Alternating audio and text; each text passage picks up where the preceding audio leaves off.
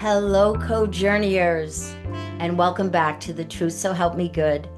I am your host, Barbara Landry, and together we continue to explore some of the bigger questions about this journey we call life. Today, my special guest, Anna Hebra Flaster, was nearly 6 years old when her family fled Cuba and settled in Nashua, New Hampshire. After graduating from Smith College and enjoying a career in software consulting, she began her writing career. Her writing about Cuba and Cuban Americans has appeared in the Wall Street Journal, the New York Times, the Washington Post, the Boston Globe, and elsewhere. Her commentaries and storytelling have aired on NPR's All Things Considered and PBS's Stories from the Stage. Property of the Revolution. Her first book was shortlisted for the 2023 Restless Books New Immigrant Writing Prize and the 2022 Cintas Creative Writing Fellowship. After 40 years in the Boston area, she recently moved to southern New Hampshire once again with her family. When she's not writing, Anna loves bird watching, walking in the woods, and digging in her garden. Welcome, Anna. Thank you so much, Barbara. It's great to be here. And I was kind of checking out your podcast, and you had a Cuban American on the show not that long Yes, ago. So you must yes, have a thing yes, for Cuban Americans.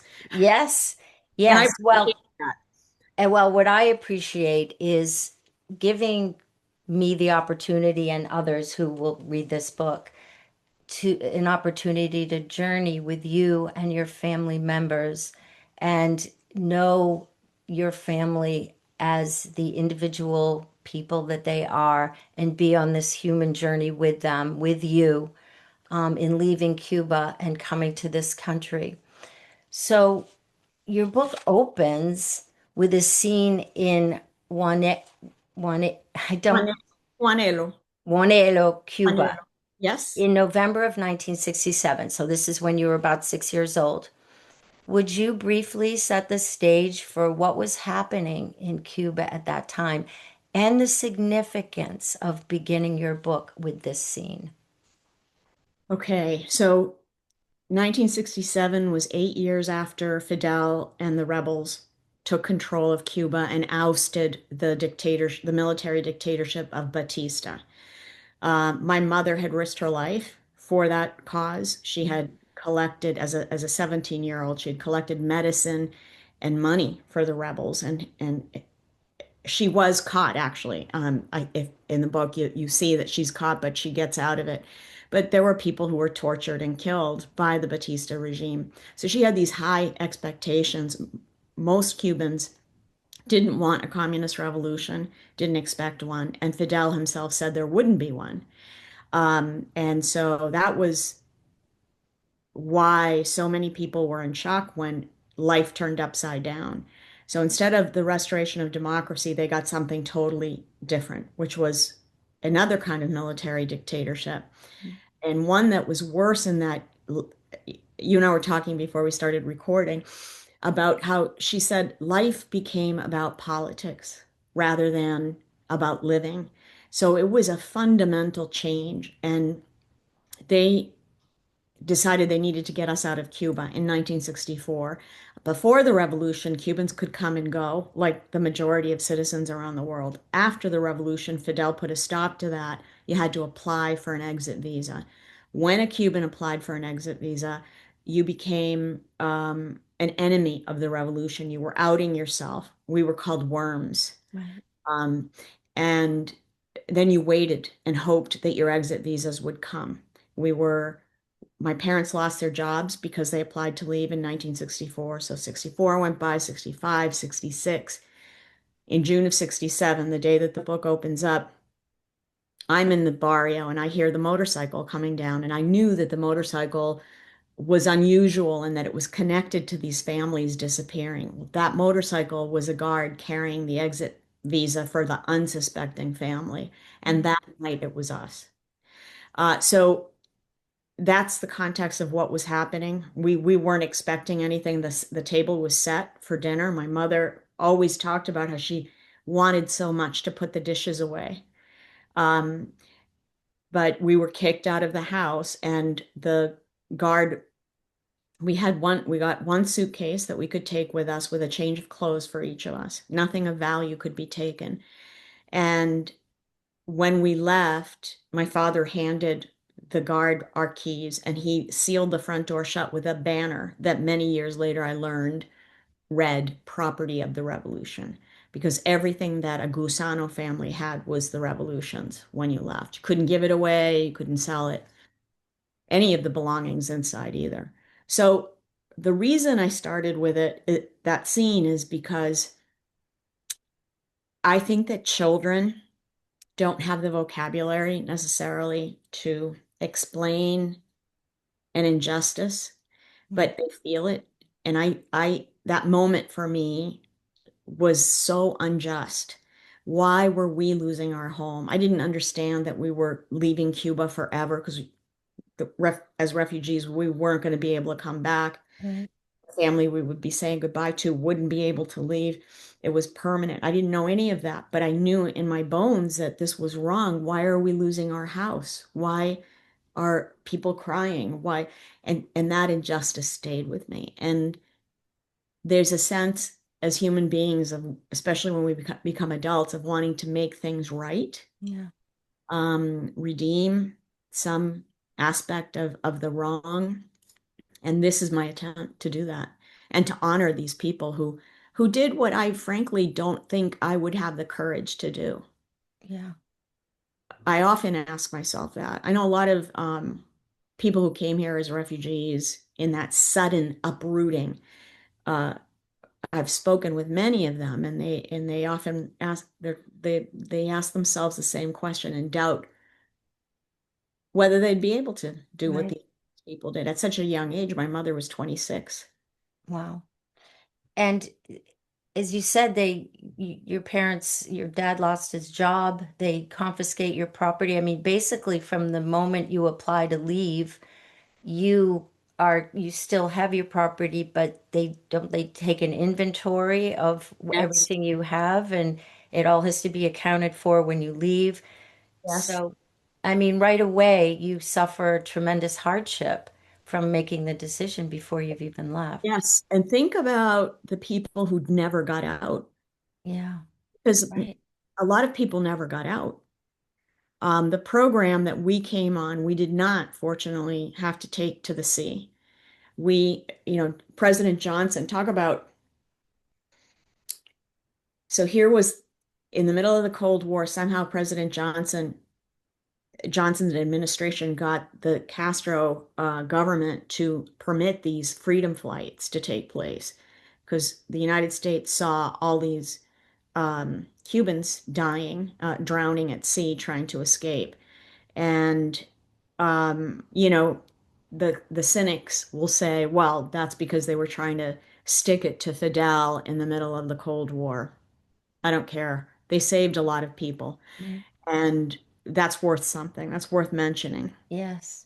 But he managed to do that, and I think something like 300,000 Cubans came on those flights over an 8 year period.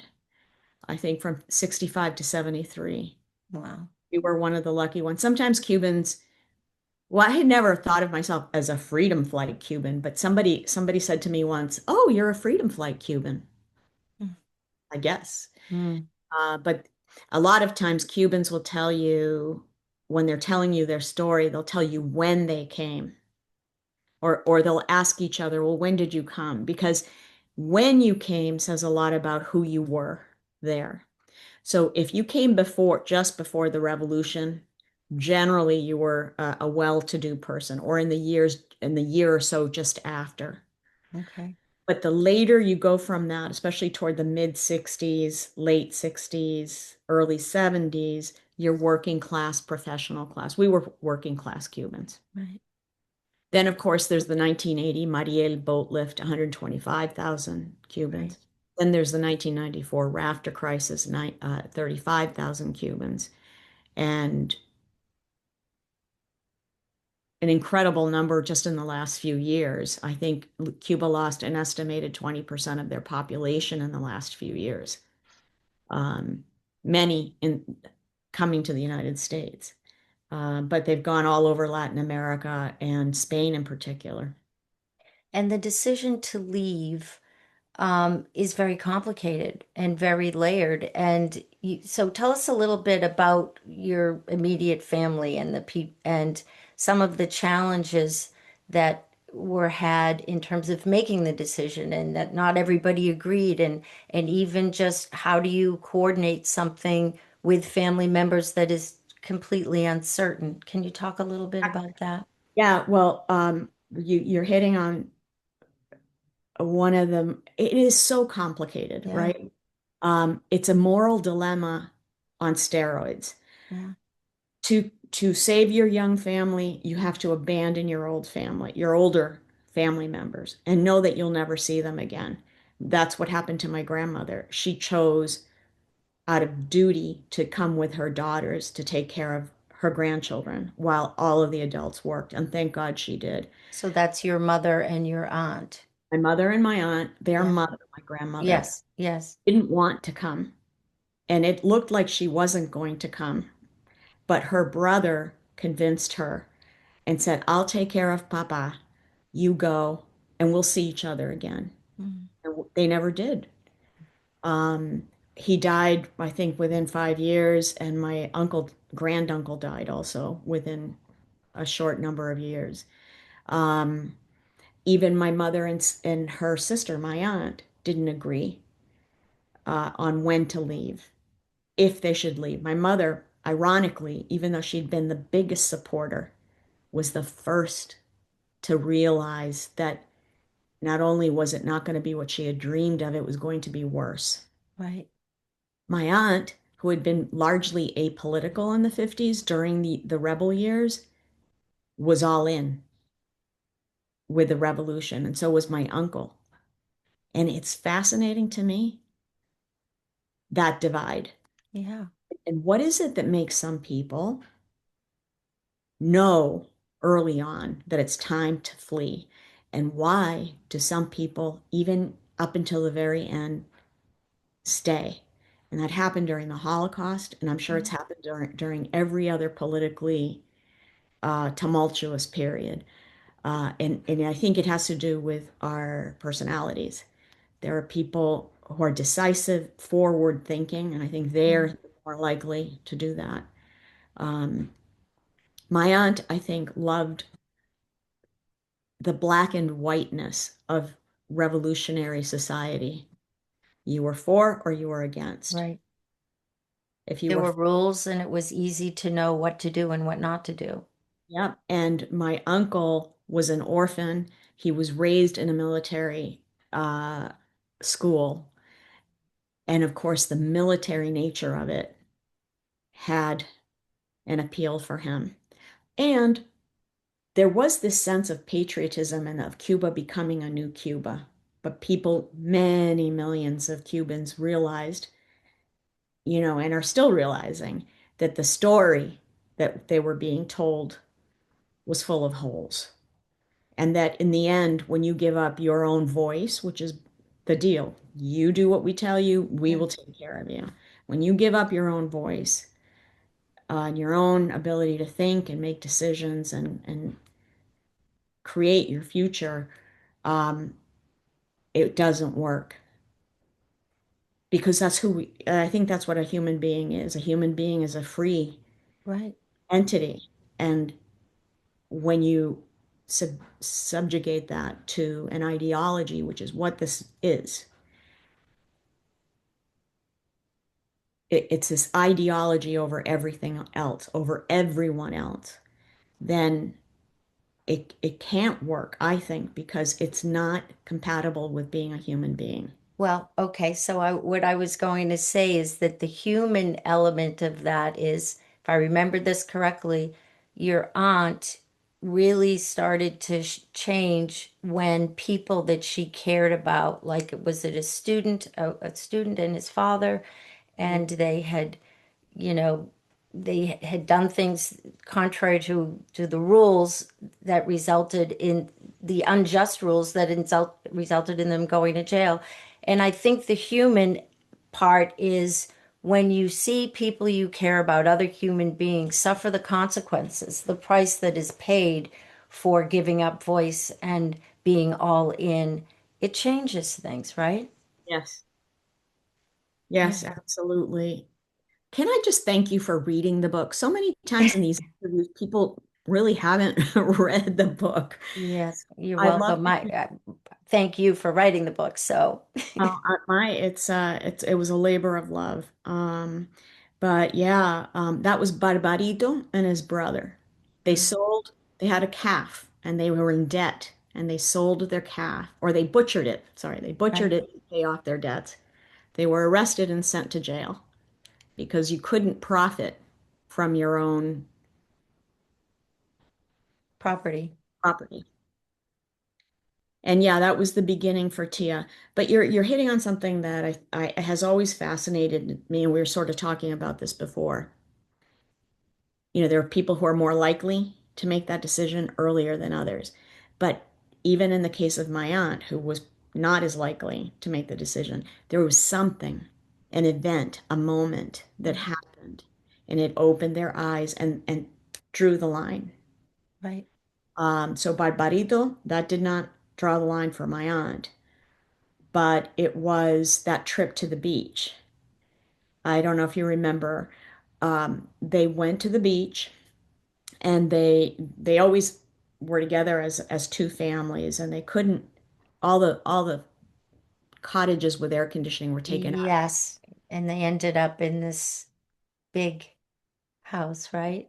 And so the cottages, they would always get a cottage with air conditioning, but that year they said all the government functionaries had taken over all that stuff, so there was nothing available. A cousin of theirs who was a member of the Communist Party, who had never really had much ambition, they said, showed up and solved the problem for them by finding them a mansion to stay in, Right, bringing them food that no one had seen in years, and cognac and olives, and it was the olives. So here's my aunt taking an egg every morning, a raw egg, and giving it to each of her sons before they went off to school because they wouldn't be eating again until dinner. right, Um, and my cousin Angelito loved olives, and so when Yuyu brought in the jar of olives and she saw him savoring an olive, she thought, it's not fair that I can't even have a chance to buy something as simple as a jar of olives, which she would have been able to before the revolution. right. But Yuyu can. And so it was a jar of olives. For my aunt, my mother, it was an ice cream cup. So that story, she was teaching a class. Oh, yeah, Soldiers showed up. They, the leader asked the children if they loved ice cream. Of course, with all the shortages, all kids love ice cream, but in particular at that time, they shouted that they loved ice cream. Bow your heads, he said, and pray to God for ice cream. They bowed their heads. Okay, raise your heads. And, too bad, no ice cream. Bow your heads and pray to Fidel for ice cream. And the other soldiers came in with ice cream cups and put them on their tables. Okay, raise your heads. And it was that moment. So for my aunt, it was olives. For my mother, it was ice cream. It yeah, was those moments. yeah. And the soldier using that as a way of influencing children was the It was, sense I yeah, got. Your mother's like, no, I'm the because more at some point you're complicit if you're not, right, taking, yeah. And she exact, was not going to, exact. because, yeah, And yeah, she felt so powerless as as a teacher's teacher. You protect the students, you care about their formative experience under your teaching, and yeah, it was corrupted. And like you right. said, I really thought about it that way, but there had to have been a sense of complicity or and a rejection of And that. drawing the line. No, putting a line in the sand, not doing this, not Yeah. doing this.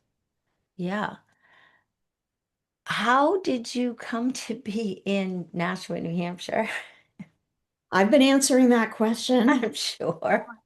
Um, um, at the time, by 1967, Cubans weren't that welcome in southern Florida. There were too many of us too fast.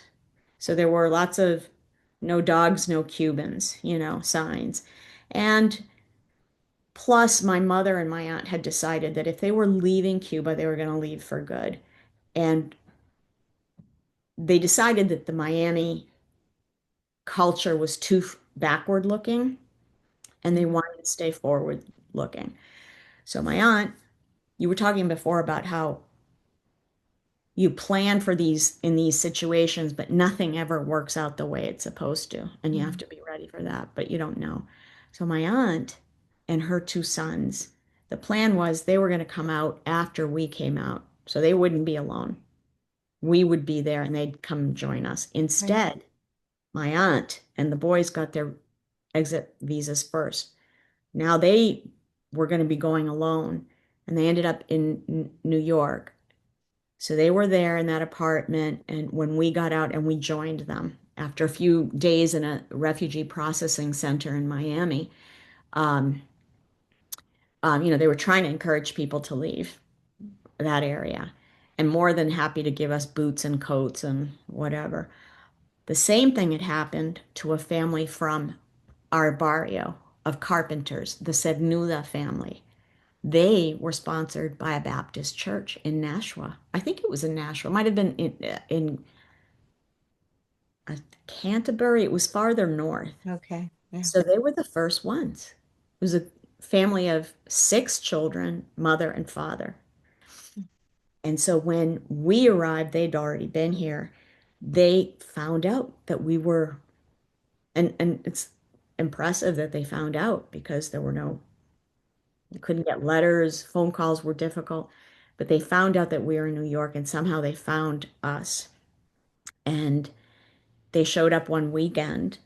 My father didn't love New York because it was too city-ish. He Yeah. wanted a place for us to play, and they convinced him to go to Nashua. They said the people are nice. There are a lot of factory jobs.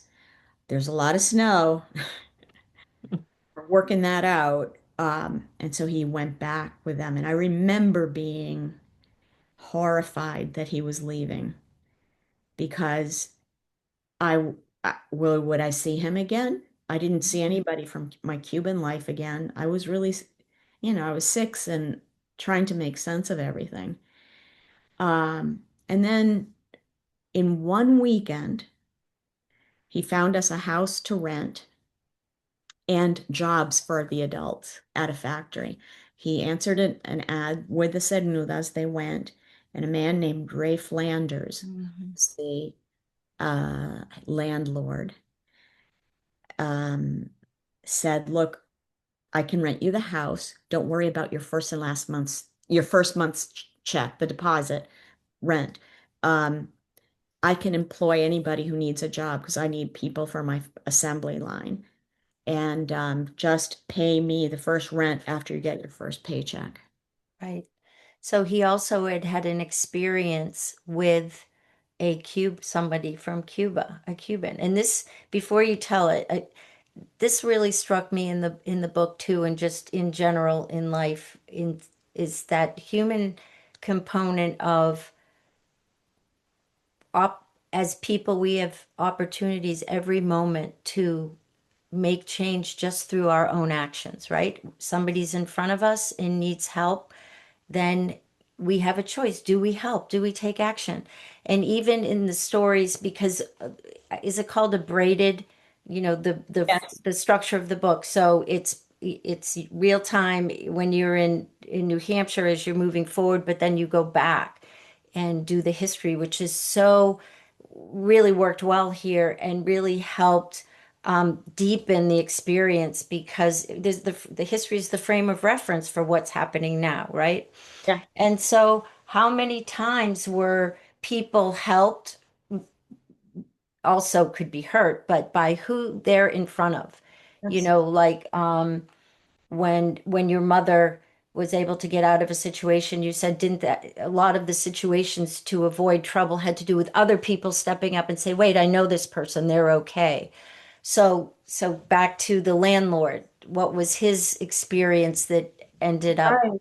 yeah, So he had had an experience while he was in college, I think, or maybe boarding school, high school that he went away to, where in the dorm, some student who had an episode grabbed a knife and was threatening another student or other students. One of the students in the dorm was a Cuban who was studying there, and the guy disarmed the American with a knife. And Ray Flanders told my father that story, and he said, I like Cubans. This is right? why I like them. So he had that one experience, and then that changed what that defined for Exactly. him his relationship with Cubans, Yeah. because this one really good thing had happened. Yeah. We were really lucky. My father always told the story of how, thank God, the guy with the knife wasn't the Cuban, Right. because we would never have gotten the house for rent.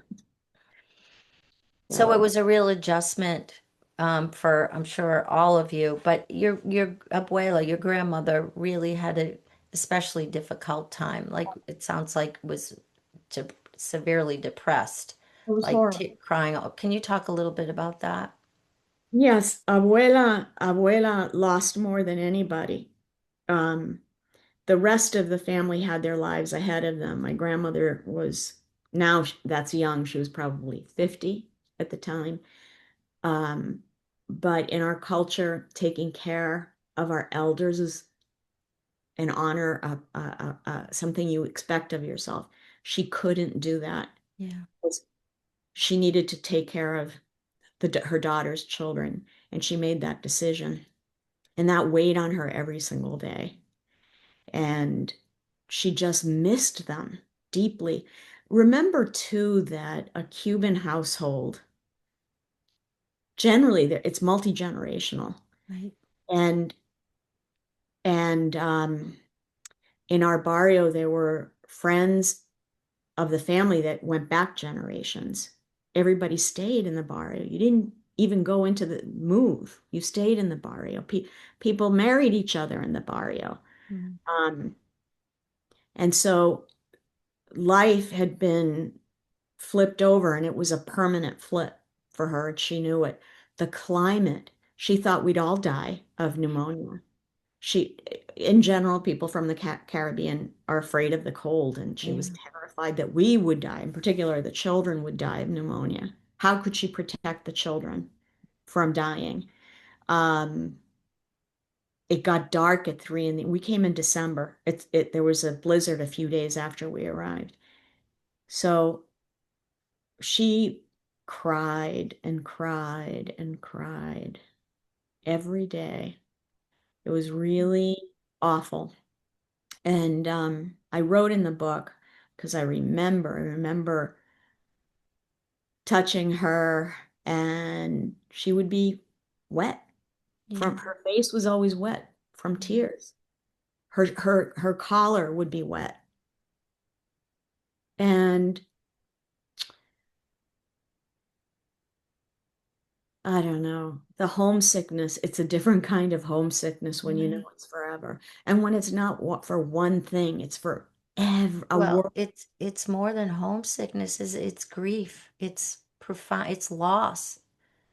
It's grief from loss, losing so many things, which ultimately, and we'll talk about this um, in a little bit, you realized in your adulthood that the trauma of loss and grief had impacted you. But before we get there, early on, you introduced the phrase, and I'm so sorry, Ponte Guapa, You said it. which is a theme in your book. Tell us what it means, and what are some of the ways it influenced your journey? How, The first chapter is yeah, titled Guapa. My mother was a force of nature, and she used to say that to me when I would fall off my bike, when something went wrong, and especially here in the United States. Ponte guapa, make yourself brave. You can make yourself brave, it turns out, right? You can. It doesn't always work, but you can strive to make yourself brave, and it makes it a little bit easier to Yes. get there. Um, and so I wanted to convey what that was really her motto, her battle cry, and it infused the family over time because there was this person in the family, in the extended family. We were all together all the time. There were 9 of us to begin with, and then my sister was born 10, all the time. And what's happening in a household like that with one person affects the other very, very closely, especially culturally, because there's no need for privacy. There's no like the privacy is just not something that's expected in a Right. house and in a culture like ours. Um, so we were so lucky that that was her spirit Yes. because you can go the other way. And you talked about stories and the importance of stories at the importance of stories. I don't remember them ever dwelling on the negative stories. When they would talk about Juanelo, it was of the best of the people of Mm. Juanelo. It wasn't about the horrors. It was their way of creating a world that was lost and lost forever. And that because they were together, they could each put a piece of that reality back together and reclaim it. So those were the stories that they told, and my mother was just such an optimistic person. She had her moments, anybody would, Mm. but Ponte Guapa comes in handy in life, Yes. like So you can make yourself brave, but you also write about a lot of fear, even as a child in Nashua. A friend who or a classmate who has a fire in their home, and that deeply impacted you. So, would it be fair to say that we can make ourselves brave, and that's what helps us survive and get through, but it doesn't keep us from still feeling the feelings of fear and loss and grief? Is that fair to say? totally fair. And I think it's a balance, not a balance that's controllable necessarily. Yeah, At any given point, that fear is going to be too much. And yeah, this other gentleman that you had on, this other Cuban American that you had on, talked about the vault yes. and about um, how we all have these vaults that we put things in because they're going to stop us from growing and surviving. So that's the struggle with that. Yes. Um, I sometimes, so my cousins and my brother, being men, don't like to think about what happened to us. And they have cried when they've read the book, and they Mm. don't like to cry, and they don't want to face it. Um, and I cried when I wrote the book. A lot of memories came back that had been buried. Um, so that the story of Ponte Guapa, and really it was an origin myth that my mother and my aunt created. We were superheroes. We had beaten Castro. We had beaten communism. Look at us go, no victims here, right? And that was the story. We were But supposed it to. And it was true, It was true, but it kept us from looking at anything negative. right? So when that fi I as a 5-year-old, you don't know, you don't understand anything. But that was the story. So, but I was going through a lot that I never told anybody about. I had this horrible insomnia. I was sleeping in a bed with my grandmother who was crying herself to sleep every night.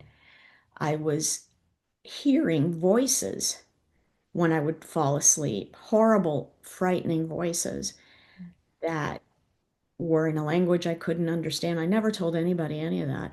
Then there's the fire right down the street, right across from the school. And a child had died in the fire, and the family had lost their home. And all of that shook the world again, and showed me nothing was steady. And Right. what does a child need? Stability, And security. so I was putting all of that away during the day, but at night it all came back.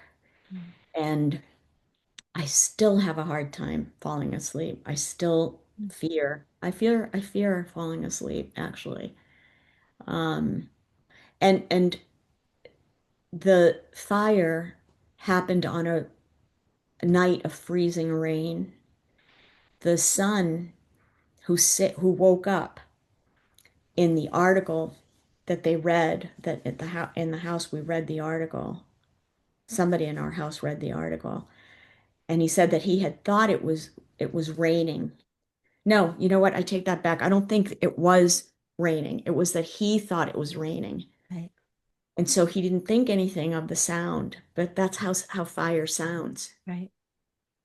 And so then if it rained at night, I I really panicked, because how would we know? And we were going to lose our house again to fire, and maybe someone would die. Mm. And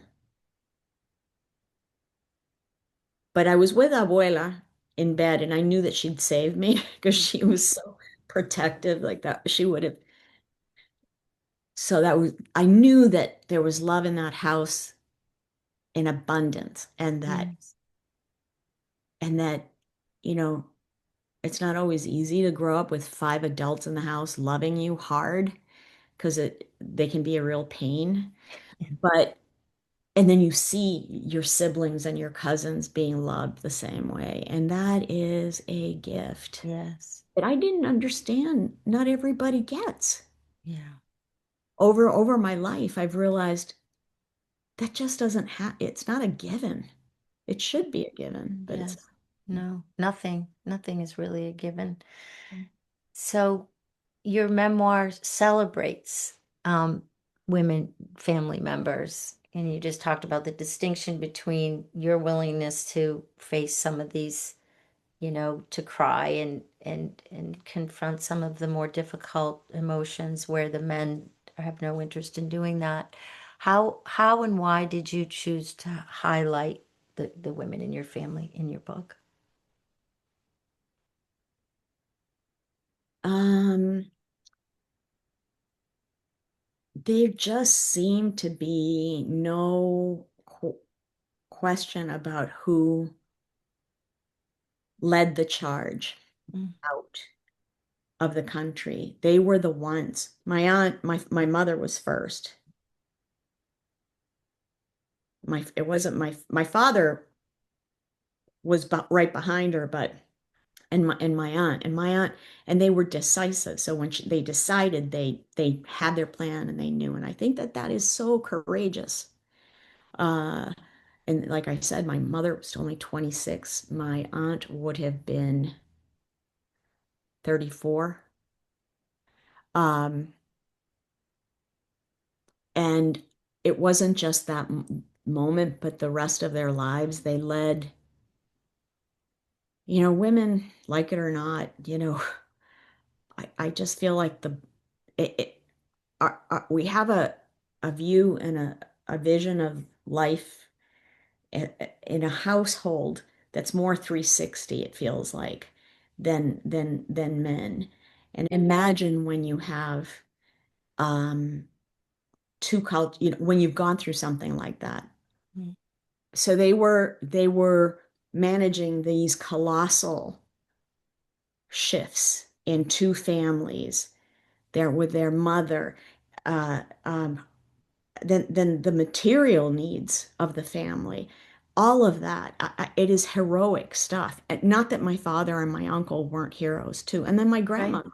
What Yeah. would have happened if my grandmother hadn't come? So it's out of a sense of gratitude, honor, Mm. um, awe, even love, Mm. just the love. I wanted to return the love. I also wanted, it's really in a celebration of women who go through this. It is so awesome what a refugee woman does, the luckiest of them. Uh, things have to be right, but even when they're wrong, when they don't go well, what they do, what they're up against. Again, not to take anything away from men, but theirs is a different view of things and Mm. general. Mm. Uh, That's so powerful. Yeah. Tomorrow, I'm going to be speaking at a panel. As I'm on a panel in Boston with IINE, International Institute of New England, Oh, which is one of the oldest refugee and immigrant assistant groups in the country. And I've been involved with them for a while. I've always admired what they do. And the panel is on refugee women and girls, refugee and immigrant women and girls. What are their needs? What is it that makes their needs different? How just understanding their stories and their experiences. And so talking with you is giving me ideas for things I want to make sure I say. will that be recorded and available to watch Uh, at some I point? I don't know. I don't think it will be, but Okay. you're welcome to. I can send you a link. I can get you information. It's Yeah, please do. Please first do. Please thing in the do. morning. It's 8 a.m. So Okay. in Boston, but yeah, it's worth making the distinction Yes. because then we Yes. understand it better. I love that. I love that. And what is it that you hope that readers will take away from your book?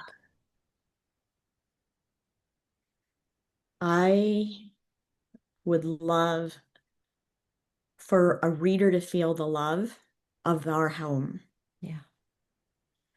You said that you said something like that you got to appreciate the individuals. They Yes. were all individuals, imperfect, yet at so admirable and for different reasons.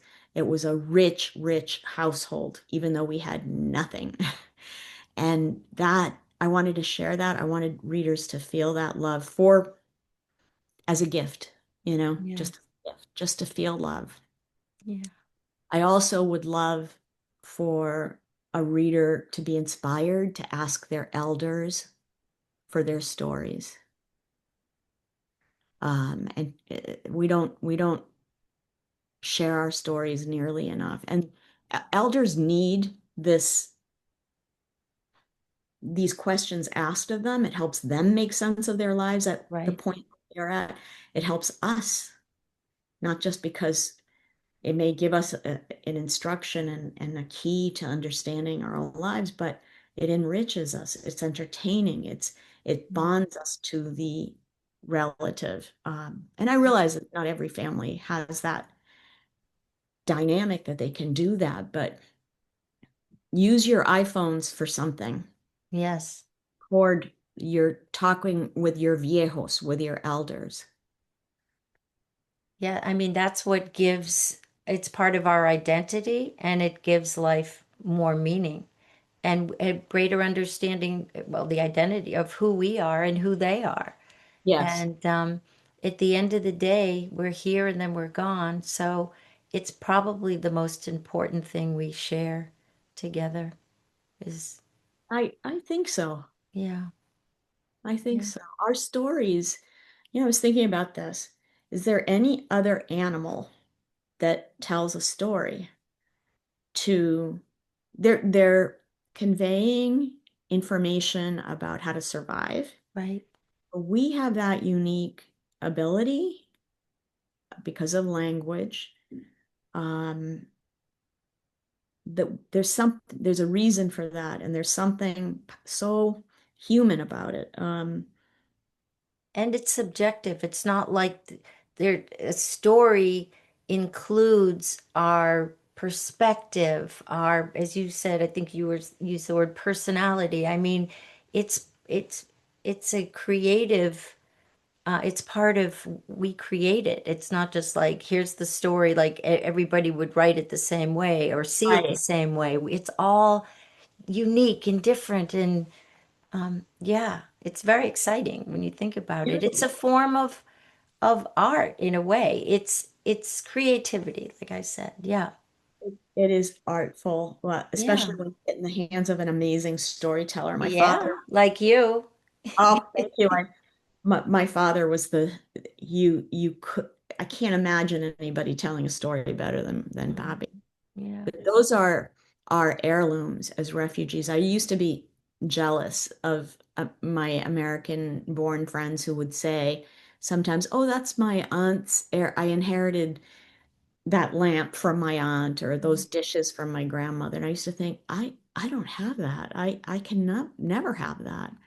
And then over the decades, I've realized I have something they don't have. I have this incredible treasure of these stories of And what you have letters too, right? you have letters. I do when I can bear to read them. What do you mean by that? Well, I hear the voices so clearly from some of the neighbors, and then I have my mother's letters to them because sometimes they've come back, and I love I love being in that space, but it fills me with sadness too. Yeah. So I have to be in the right mindset Right. to read them. And Yeah. of course the language, and they're all handwritten. And when you see someone's handwriting that you know well, right? It's like their soul is on the Yes. paper. Right. Right. It's not just the handwriting, Right. right? Ah, well, thank you so, so much. I do have one more question for you, and that is, um, given that you have done commentary and still doing it, um, do you have, I learned so much from this book, and I guess what is it about this story that could help us, regardless of who we are and what our perspective is. There's a struggle going on, I think, right now. And how can your story, what can we learn from your story that maybe can help us just as people, not the politics, but the living part, to help us live, get Hmm. back to the business of living? Hmm. Hmm. Well, um, I know it's a big question. I'm oh sorry, but yeah, but it's worth thinking about. The answer is might be different tomorrow, but today, and in each one of us might think of it in a different way. But I think this book shows you how you can lose it all, how quickly a country can dissolve, a system can dissolve, how quickly freedom can be lost. It shows you also how quickly people can be sucked up into an ideology. I say the book is a cautionary tale about ideology, okay. right? So Yeah. don't ever let ideology uh, take your humanity with it. Be careful of that. Be careful of seeing your neighbor as your enemy because they don't belong with, or they don't agree with that ideology. Always lead with humanity. Yeah. Lead with your humanity, not what political or ideological end of the spectrum you're on. Where is your humanity? Stay with your and don't shut people out. I know it's hard to be with someone who you don't agree with politically, but if we not that we have to convince each other, but we need to find something in common, or this will just keep going. Right. And that's what happened in Cuba. You had lifelong neighbors denouncing each other because they were afraid. It's like if you didn't denounce, that guy might denounce you. Right. So you had to go on it was horrible. Right. Well, thank you. I think those are wise words, and I appreciate them. And I look forward to continuing to follow you on your journey, Anna. Thank you so much. Barbara, it's been a pleasure, and just thank you for your approach to this. I really appreciate it. Thank you. Thank you. Be well. You too. Thanks.